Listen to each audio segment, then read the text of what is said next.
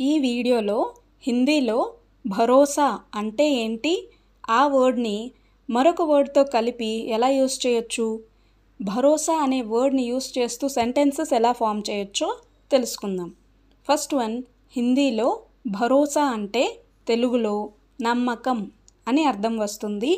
భరోసా రఖో అంటే నమ్మకం పెట్టుకో లేక నమ్మకం ఉంచు. నెక్స్ట్ వన్, భరోసా నహీ హై అంటే నమ్మకం లేదు. భరోసా నహీ హై క్యా అంటే నమ్మకం లేదా అని అర్థం వస్తుంది. అంటే ఎవరినైనా మనం నా మీద నీకు నమ్మకం లేదా అని అడగాల్సి వచ్చినప్పుడు మేరే ఊపర్ తుమ్కో భరోసా నహీ హై క్యా అని అడగాలి.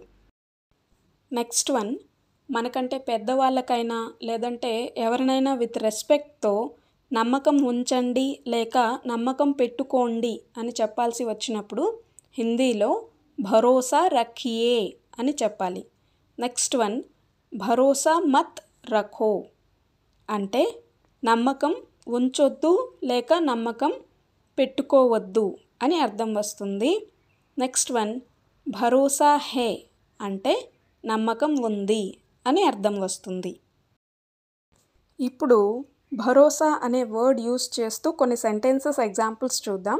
ఫస్ట్ వన్, హిందీలో ముఝే ఉస్ పర్ భరోసా నహీ హై అంటే తెలుగులో నాకు తన మీద నమ్మకం లేదు అని అర్థం వస్తుంది. నెక్స్ట్ సెంటెన్స్, ముఝే తుమ్ పర్ పూరా భరోసా హై అంటే నాకు నీ మీద పూర్తి నమ్మకం ఉంది.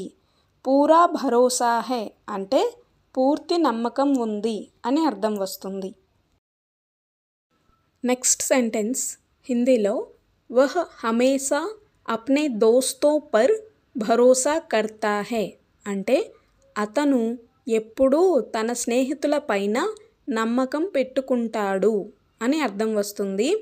ఈ సెంటెన్స్ జెంట్స్ చెప్తున్నారా లేక లేడీస్ చెప్తున్నారా అని మనం ఎలా తెలుసుకోవచ్చు అంటే వహ్ అంటే అక్కడ జెంట్స్ అయినా అవ్వచ్చు లేదంటే లేడీస్ అయినా అవ్వచ్చు, కానీ సెంటెన్స్ లాస్ట్లో కర్తా హే అని ఉంది అంటే అది చెప్పేది ఒక జెంట్స్ అన్నమాట. అదే కర్తీ హే అంటే అది ఒక లేడీ చెప్పే సెంటెన్స్ అయి ఉండేది. నెక్స్ట్ వన్, హమే ఉన్ పర్ భరోసా నహీ కర్నా చాహియే. దీని తెలుగు అర్థం మీరు కామెంట్ చేయండి. Thank you. Please like, share and subscribe.